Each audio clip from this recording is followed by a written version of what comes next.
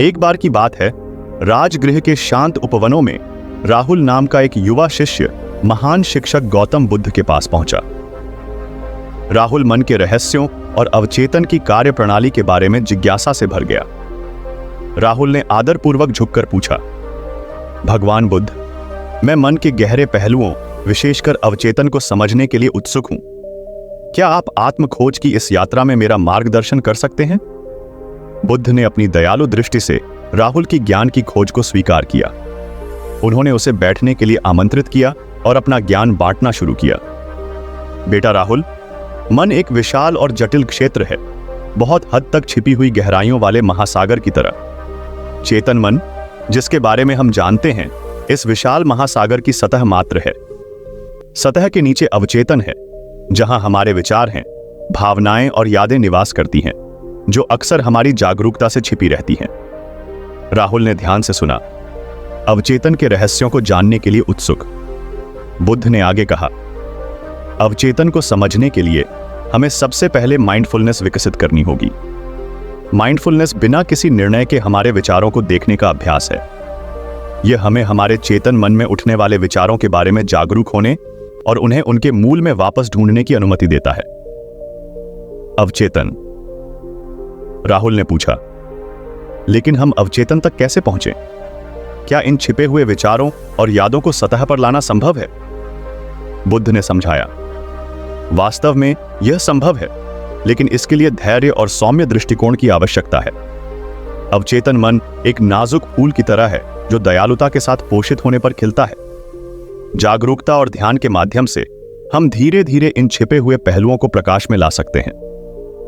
जागरूकता।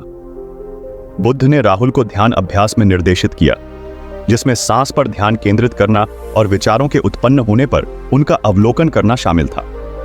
जैसे जैसे राहुल अभ्यास में आगे बढ़े, उन्होंने उन विचारों और भावनाओं को नोटिस करना शुरू कर दिया जिन्हें उन्होंने कभी सचेत रूप से स्वीकार नहीं किया था। समय और समर्पण के साथ राहुल ने अपने अवचेतन में संग्रहित विचारों और भावनाओं के गहरे अंतर्निहित पैटर्न को उजागर किया।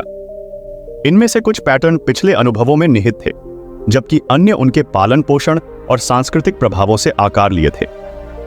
राहुल ने पूछा, भगवान, एक बार जब हम इन छिपे हुए विचारों और भावनाओं से अवगत हो जाते हैं तो हम क्या करते हैं?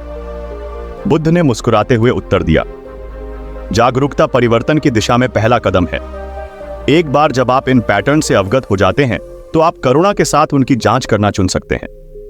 अपने आप से पूछें कि क्या ये पैटर्न आपकी भलाई और दूसरों की भलाई की सेवा करते हैं? यदि वे ऐसा नहीं करते, आपके पास उन्हें बदलने की शक्ति है। राहुल ने अपना अभ्यास जारी रखा और समय के साथ उन्होंने न केवल अवचेतन विचारों और भावनाओं को उजागर किया, बल्कि उन लोगों को छोड़ना भी सीख लिया जो अब उनके लिए उपयोगी नहीं थे। उन्होंने पाया कि ध्यान और आत्मचिंतन के माध्यम से वह अपने अवचेतन मन को सकारात्मक और रचनात्मक विचारों के साथ पूर्ण प्रोग्राम कर सकते हैं। जैसे ही उन्होंने बुद्ध के साथ अपनी यात्रा साझा की, राहुल को एहसास हुआ कि अवचेतन मन व्यक्तिगत विकास और आध्यात्मिक जागृति के लिए संभावनाओं का खजाना है। उन्होंने यह भी समझा कि अवचेतन मन चेतन मन के साथ गहराई से जुड़ा हुआ था और दुनिया के प्रति व्यक्ति की धारणाओं और प्रतिक्रियाओं को आकार देने में महत्वपूर्ण भूमिका निभाता है। बुद्ध ने कहा, राहुल, अवचेतन मन हमारी गहरी मान्यताओं और इच्छाओं की कुंजी रखता है। इन मान्यताओं को सतह पर लाकर और ज्ञान के साथ उनकी जांच करके हम ऐसे विकल्प चुन सकते हैं जो हमारे वास्तविक स्वभाव के साथ संरेखित हों और हमें आत्मज्ञान की ओर ले जाएं। बुद्ध की शिक्षाएं एक गहन अनुस्मारक के रूप में कार्य करती हैं कि आत्म खोज की यात्रा और अवचेतन मन की खोज आंतरिक शांति और आध्यात्मिक जागृति के मार्ग के आवश्यक पहलू थे। राहुल ने नई स्पष्टता और अंतर्दृष्टि के साथ अपना अभ्यास जारी रखा, यह जानते हुए कि मन की गहराई में परिवर्तन और विकास की अनंत संभावनाएं हैं।